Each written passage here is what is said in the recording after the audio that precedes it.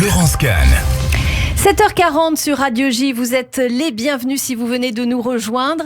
Tout de suite, l'invité d'Olivier Issambert, Élie Carmon, chercheur associé au Centre international de contre-terrorisme à Herzliya. Et vous allez parler bien évidemment de la réponse sécuritaire israélienne. Élie Carmon, bonjour à vous, Boker Tov. Bonjour Boker Tov, Shavua Tov. Élie Carmon, merci d'être avec nous en direct ce matin sur Radio J. Élie Carmon, les différentes mesures annoncées par l'État hébreu pour juguler cette vague de terrorisme en Israël sont-elles, selon vous, suffisantes? Et j'aimerais, si vous le voulez bien, ce matin, que vous puissiez, pour nos auditeurs, vous attarder sur cette annonce du gouvernement israélien de justement, comme il dit, colmater les brèches au niveau de la barrière de sécurité. Est-ce que c'est suffisant? Il y a déjà longtemps qu'on aurait dû renforcer tant la police comme les mesures de sécurité sur la clôture de sécurité. Selon les dernières informations, au moins 100 km doivent être réparés à un coût de 1 milliard de shekels. Ça va prendre combien de temps, Élie Carmon, excusez-moi, cette centaine de kilomètres à réparer dont vous parlez, ça va mettre combien de temps concrètement? Au moins un an. Et ce qu'on a fait pour le moment, pendant le mois de Ramadan, c'est qu'on a envoyé 13 bataillons de soldats et certaines unités d'élite pour garder justement les endroits les plus sensibles où cette clôture ne fonctionne pas pratiquement. Il faut dire aussi que le gouvernement ou les gouvernements israéliens ont fermé les yeux parce que c'était nécessaire d'avoir ce main d'œuvre palestinien, surtout dans le domaine de la construction. Donc, chaque jour, 50 à 60 000 personnes passaient par cette clôture illégalement, en plus des dizaines de milliers qui venaient légalement par les endroits où c'était permis. Donc, c'était un des problèmes. Le deuxième problème, c'est que la police a toujours eu très peu de personnel en Israël. Si pendant les dernières 10 années, 20 années, la population d'Israël a doublé, le nombre de personnels de la police a reçu seulement 20% plus qu'il aurait dû le faire, les avoir. Et donc, il y a maintenant un budget spécial pour cela, mais ça aussi, ça prend du temps. D'abord, pour recruter les gens qui sont adaptables à cette tâche, qui n'est pas facile. Ensuite, les entraîner. Ensuite, les mettre dans le travail opérationnel. Le même s'est passé d'ailleurs en Europe, après les grands attentats en France, on se rappelle en 2015, en Belgique, en Grande-Bretagne. Et ça, c'est un problème parce que déjà à l'époque, je croyais qu'on aurait dû utiliser la garde civile volontaire qui existe en Israël depuis 1974, quand il y a eu la loi qui a donné à la police la responsabilité de la défense contre l'action terroriste sur le territoire israélien. Mais malheureusement, cette force a diminué. Pendant la deuxième intifada, ils avaient 70 000 membres. Je ne sais pas maintenant combien ils sont, disons, actifs. Ça, c'est très important parce que la police seule ne peut pas faire face à un travail, je dirais, gigantesque pour défendre tous les territoires.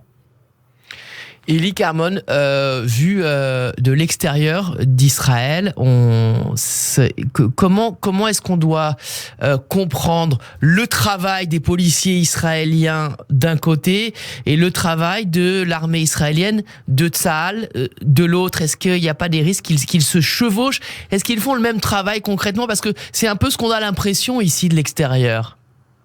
Non. Au contraire, il y a une définition claire. Le territoire d'Israël, c'est la responsabilité de la police. La responsabilité de l'armée, c'est pour la Cisjordanie et avant c'était Gaza, mais aussi pour la lutte à Gaza même. Donc la police n'a pas reçu le recours nécessaire tant de personnel comme de technologie. Par exemple, le service de sécurité, le Shabak, a beaucoup plus d'outils technologiques très avancés. Il faut aussi dire que quand j'ai visité, disons, Paris, Rome, Berlin, l'Italie, les plus grandes cités européennes, après les grands attentats en 2015, on a vu l'armée sur le territoire. Déployée. Ça n'est jamais passé en Israël. Ça n'est jamais passé depuis un grand attaque en 1974, comme je dis, il y a eu cette loi.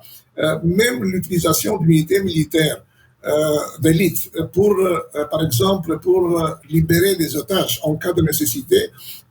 À l'époque, c'est l'armée qui le faisait, et depuis, c'est le Yamam, c'est l'unité spéciale de la police de frontière, qui est comme le SWAT américain, qui est une unité très, disons, très préparée pour ce genre d'action. Et par exemple, hier, ils ont été utilisés aussi en Cisjordanie pour arrêter cette cellule de 3 terroristes de Jenin qui se préparaient à faire un attentat en Israël. Eli Carmon, quel est le véritable nombre de cellules terroristes quotidiennement démantelées par les Israéliens? Parce qu'on imagine qu'il y en a bien plus par rapport à ce que les médias nous rapportent.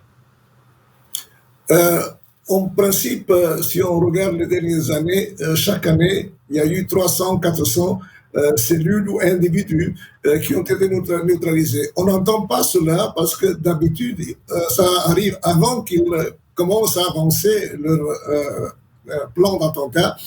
On les arrête presque à la maison. Et donc, on ne publie pas beaucoup ce genre d'action.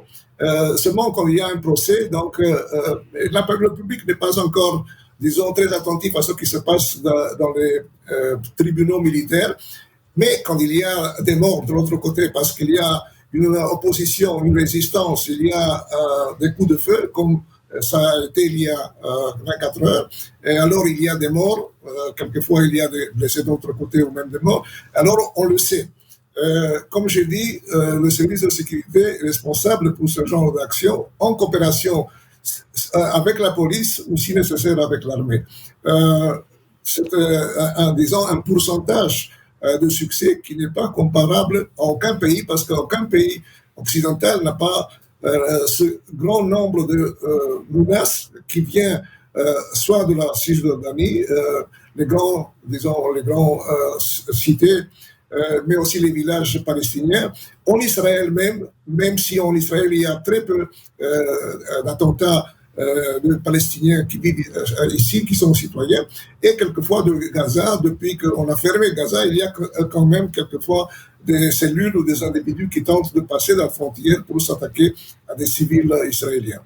Eli Carmon, est-ce que vous faites partie des analystes qui dressent ou qui pourraient dresser un parallèle entre les récents attentats anti-israéliens et la fameuse seconde intifada? Non, c'est pas vraiment. On peut pas encore dire que c'est une vague. Okay? Il y a eu à cause d'abord à cause de la prochaine le Ramadan qui a commencé vraiment hier, cette expectative qu'avant ou pendant le Ramadan il y aura plus d'attentats. La surprise a été les 2 attentats à Beersheba et à Hedera, qui sont inspirés, pas organisés, inspirés par Daesh ou par ISIS. Parce que avant, il n'y a jamais eu ce genre d'attentat. Il y a eu aussi très peu de Palestiniens qui sont allés en Syrie ou en Irak pour lutter pour Daesh ou pour les autres groupes djihadistes. Au maximum, 200 ont tenté, pas tous sont arrivés. Une partie ont été arrêtés ici, comme dans le cas du terroriste de Beersheba, qui a été mis en justice avant de sortir. Et dans le cas de Hedera, un des terroristes est arrivé en Turquie. Il a été arrêté par les Turcs et expulsé vers Israël et mis en prison. À l'époque aussi, en 2017, il y a eu beaucoup de Palestiniens qui sont retournés en Israël, surtout sous la pression de leurs familles qui sont allées en Turquie.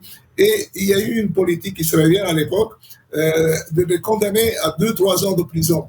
Pas plus s'il n'était pas responsable pour des assassinats ou des massacres genre de Daesh à l'époque. Ça veut dire... Et donc, je crois que c'est assez clair que ces 2 attaques sont inspirées par une directive, si vous voulez, par une annonce du porte-parole de Daesh le 10 mars, qui a demandé à tous ces supporters, tous ces gens qui s'identifient à Daesh de faire des attentats à travers le monde.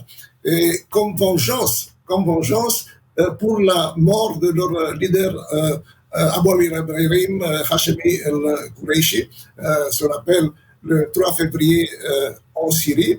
Et justement, un des terroristes à Khedera avait un signe, a laissé voir spécifiquement un signe sur son habit qui était le signe d'une série télévisive de Netflix qui s'appelle Vengeance. Et ça montre que c'est une identification, inspiration de ce message du porte-parole de Daesh le 10 mars et depuis 10 mars sur les moyens de communication sociaux. Élie Carmen, dernière question avec vous ce matin. Qu'est-ce qui va faire, selon vous, que l'on va aller vers une escalade ou une désescalade du conflit? Malheureusement, les dernières actions qui ont été nécessaires pour arrêter ce genre d'attentat, comme il y a eu hier et avant-hier, il y a eu déjà 4 morts palestiniens du côté palestinien, et ça peut provoquer une escalade à ce moment, surtout à cause de la sensibilité de Ramadan. Et aussi, ça dépend de la réaction du djihad islamique, parce que le djihad islamique palestinien a été responsable pour ces dernière tentative d'action terroriste. Il semble, quoi que je crois, le terroriste de Bnei Brak identifié comme membre du Fatah. Peut-être il a passé au djihad islamique. Et le djihad islamique a déjà, depuis Gaza, a menacé une vengeance. Et donc, ça dépend si le djihad islamique à Gaza, avec l'appui ou même sans l'appui du Hamas, décide de tirer des missiles et de échauffer le front de Gaza, ça peut provoquer une escalade. Mais je crois autrement, après quelques semaines de tensions et d'incidents, j'espère qu'on n'aura pas je ne crois pas une troisième intifada. Merci infiniment, Élie Carmon. Vous êtes libéré pour nous ce matin en direct sur Radio J. Je rappelle que vous êtes chercheur à l'Institut de contre-terrorisme d'Herzliya.